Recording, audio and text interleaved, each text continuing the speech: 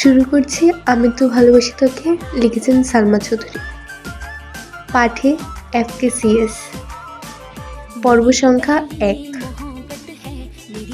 7 বছর পর বাড়ি ফিরেছে খান বংশের বড় ছেলে সাজ্জাদুল খান আবির। বাড়ি ফিরেছে বললে ভুল হবে, বিদেশ থেকে দেশে ফিরেছে আবির। এই 7 বছরে খান বাড়িতে ঘটে গেছে অনেক ঘটনা, যার সাথে সশরীরে যুক্ত নেই আবির, তবে আত্মিকভাবে প্রতিটা ঘটনায় জড়িয়ে আছে সে। আবিরের বাবা চাচা 3 জন। আবিরের বাবা সবার বড়, নাম আলী আহমদ খান। তানবীরের বাবা মেজ, নাম মুজাম্মেল খান। ছোট চাচুর নাম ইকবাল খান। আবির তার বাবা মায়ের একমাত্র ছেলে। মেজ চাচা মানে মুজাম্মল খানের এক ছেলে এক মেয়ে। ছেলের নাম তানবীর খান, মেয়ের নাম মাহদিবা খান মেয়ে। ছোট চাচার এক মেয়ে এক ছেলে, মিম আর আদি। এখনও তারা এলাকার যৌথ পরিবারগুলোর মধ্যে শ্রেষ্ঠ। বাড়ির সকলের প্রাণ যেন এক সুতোয় বাঁধা। 5 ভাই বোনের মধ্যে আবির সকলের চোখের মণি। আবিরের জন্মের পর তার বাবা মা দ্বিতীয় সন্তান নেওয়ার চিন্তাও করেননি। HSC পর্যন্ত সে বাড়িতেই ছিল, সবার নয়নের মণি। আবিরের চালচলনে মেতে থাকতো খানবাড়ি। আচমকা যেন পরিবারটা পাল্টে গিয়েছিল। 18 বছর বয়সে আবির হঠাৎ করে স্কলারশিপে বিদেশে পড়তে যাওয়া। বাড়ির সকলের সাথে শারীরিকভাবে যেমন দূরত্ব বেড়েছিল, তেমনি দূরত্ব বেড়েছে মানসিকতার। 7 বছর পূর্বে আবিরের সাথে বর্তমান আবিরের আকাশ পাতাল পার্থক্য। দেখে যেন চেনার উপায় নেই। 6 ফুট লম্বা ছেলেটা, গায়ের রং শ্যামলা, গাল ভর্তি চাপদাড়ি, চুলের স্টাইল কোনো নায়কের থেকে কম না। তার ফ্যাশন আর লুকে যে কোনো মেয়ে এক দেখাতেই প্রেমে পড়তে বাধ্য।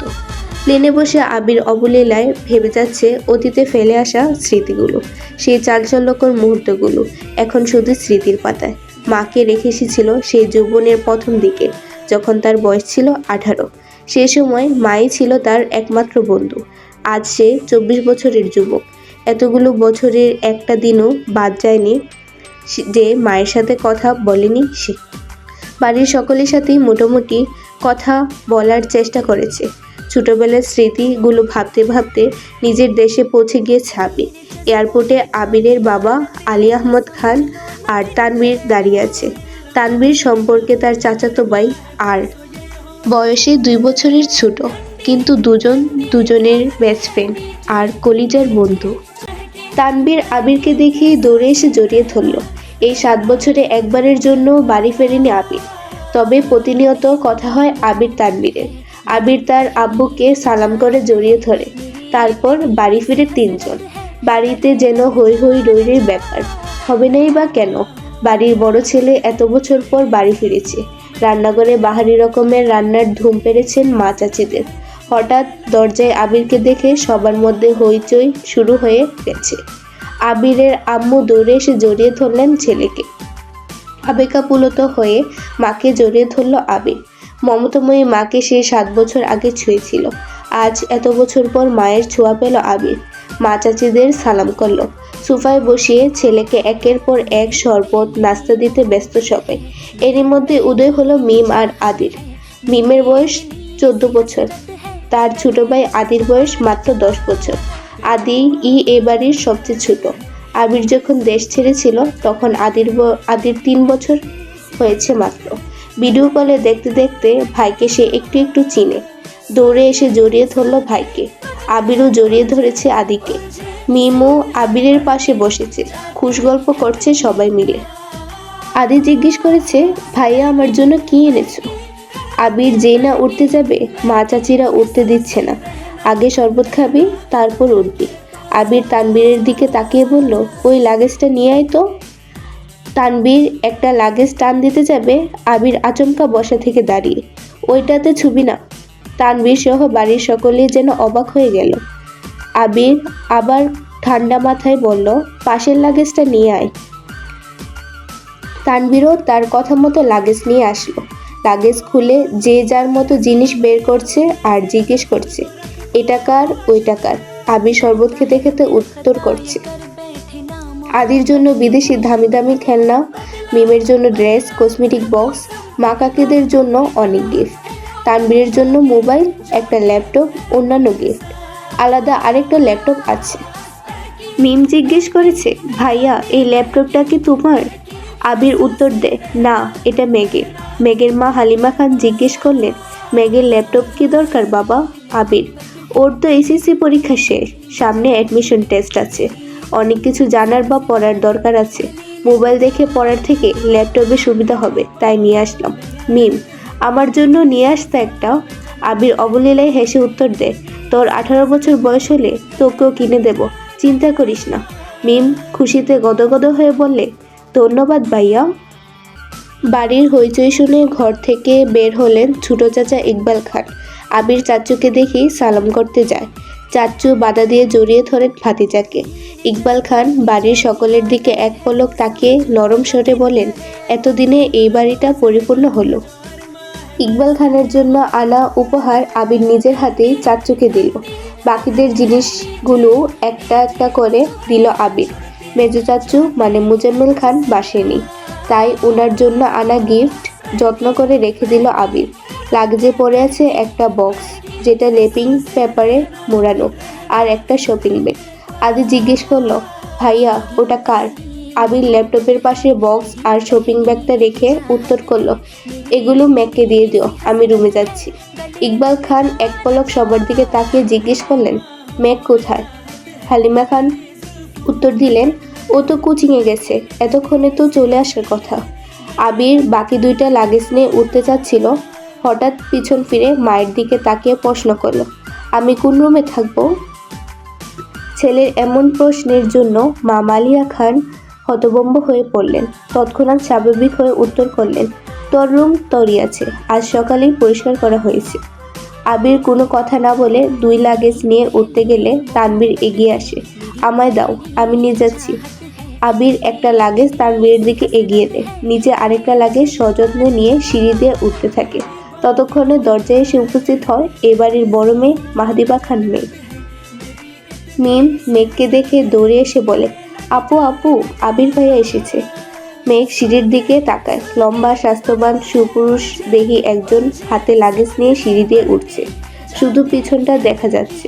মেঘ ভিতরে ঢুকে সবার হাতে গিফট দেখে এদিক সেদিক তাকায়। ততক্ষণে আবির নিজের রুমে চলে গিয়েছে। মেঘের মা হালিমা খান মেয়ের দিকে এগিয়ে এসে বললেন, তোর জন্য গিফট এনেছে। মেঘ তাকিয়ে বলে, কি গিফট? হালিমা খান চোখের ইশারা দিলেন। সোফায় রাখা ল্যাপটপের দিকে চোখ পড়ে মেঘের, ছুটে যায় ল্যাপটপের কাছে, জিজ্ঞেস করে, এটা কি আমার? মিম বলে, হ্যাঁ আপু, এটা তোমার, বক্সটা আর শপিং ব্যাগটাও তোমার। ল্যাপটপটা ঘুরিয়ে ফিরিয়ে দেখছে মেঘ, যেন আকাশ কুসুম কিছু পেয়ে গেছে। তারপর শপিং ব্যাগটা একটু খুলে দেখলো দুইটা ড্রেস মনে হচ্ছে। সে ল্যাপটপ আর বক্সগুলো নিয়ে রুমের দিকে চলে যাচ্ছে। এত বছর পর নিজের রুমটা আশ্চর্যজনিত নয়নে দেখছে আবির। সেই পরিচিত গ্রাম, যেখানে সে নিজের জীবনের 12টা বছর কাটিয়েছিল। যেই রুমটা ছিল তার একান্ত ব্যক্তিগত, আজও তাই আছে। একটা জিনিসও এদিক সেদিক হতে দেননি আবিরের মা মালিহা খান। এমনকি রুমে বছরের পর বছর তালা দিয়ে রেখেছেন তিনি। যখনই ছেলের কথা মনে হতো, ছেলের রুমে এসে নীরবে কেঁদে যেতেন, যেন কেউ বুঝতে না পারে। আবির রুমে ঢুকে লাগেজ খুলে নিজের পরনের টি শার্ট হাতে শাওয়ার নিতে চলে যায়। শাওয়ার শেষে বের হলেন একটা কফি কালার টি শার্ট আর একটা ট্রাউজার পরে, হাতে টাওয়েল নিয়ে মাথার চুল মুছতে মুছতে। খাটে বসে আছে তানবীর, লাগেজ নিয়ে এসে রুমেই বসে আছে সে। তানবীরকে দেখে আবির জিজ্ঞেস করেছে, কি হলো, কিছু বলবি? তানবীর মুচকি এসে জিজ্ঞেস করেছে, আচ্ছা ভাইয়া, ওই লাগেজটা ধরতে দিলে না কেন? কি আছে ওটাতে? আবির চক্ষুদয়ে উদ্বেগ স্পষ্ট, চোয়াল শক্ত করে উত্তর দিল, ওটাতে আমার পার্সোনাল কিছু জিনিস আছে। তানবীর হাসতে হাসতে উত্তর দেয়, সেই পার্সোনাল জিনিসগুলো দেখতে চাচ্ছে আমার অবুঝ মন, কি করবো বলো? স্বভাব সুলভ গম্ভীর কণ্ঠে উত্তর দিল আবির, কাউকে দেখানোর জিনিস আশা করি পার্সোনাল হবে না। তানবীর ভাইয়ের আপত্তির স্বর বুঝতে পেরে এই বিষয়ে আর কিছু বলেনি, শুধু জিজ্ঞেস করে, বিকেলে কি বের হবে? আবির উপর নিচ মাথা নেড়ে হ্যাঁ সূচক সম্মতি জানায়। তানবীর কথা না বাড়িয়ে চুপচাপ বিদায় নেয় রুম থেকে। আবির খাটের এক কোণায় বসে মোবাইল হাতে নিয়ে গুরুত্বপূর্ণ কিছু চেক করতে ব্যস্ত হয়ে পড়ে। ম্যাক নিজের রুমে ঢুকে শপিং ব্যাগ খুলে 3টা ড্রেস বের করলো। 3টা জামাই অসাধারণ সুন্দর, 2টা গ্রাউন্ডেস আর একটা গর্জিয়াস কাজের থ্রি পিস। ল্যাপটপটাও খুলে দেখে তার প্রয়োজনীয় সকল অ্যাপ ব্রাউজার অলরেডি ল্যাপটপে সেট করা আছে। ম্যাগের দৃষ্টি যায় র্যাপিং পেপারে মোড়ানো বক্সের দিকে। র্যাপিং পেপার খুলতেই চোখে পড়ে 3টা উপন্যাসের বই, যেগুলো উপরে ছোট একটা চিলকুট লেখা, অ্যাডমিশনের পরে পড়বে। তার সাথে একটা বক্স, যেখানে এক বক্স রঙিন পাথর। ম্যাগের এই পাথরগুলো ছোটবেলায় খুব পছন্দ ছিল। তার সাথে একটা আইফোন 30 প্রো ম্যাক্স মোবাইলের বক্স। ফোন দেখে ম্যাগের চক্ষু চরক গাছ। অনেকদিন যাবৎ মনের কোণে সুপ্ত ইচ্ছে ছিল একটা আইফোন কেনার, কিন্তু কাউকে বলার মতো সাহস হয়নি তার। এগুলো দেখে খুশিতে গদগদ হয়ে পড়েছে ম্যাগ। ইন্টার সেকেন্ড ইয়ারে পড়াকালীন মেঘ যখন কলেজ, প্রাইভেট, কোচিং সব মিলিয়ে ব্যস্ততায় দিন কাটাচ্ছিল, তখন তানবীর তার পুরনো একটা ফোন দিয়েছিল মেঘকে।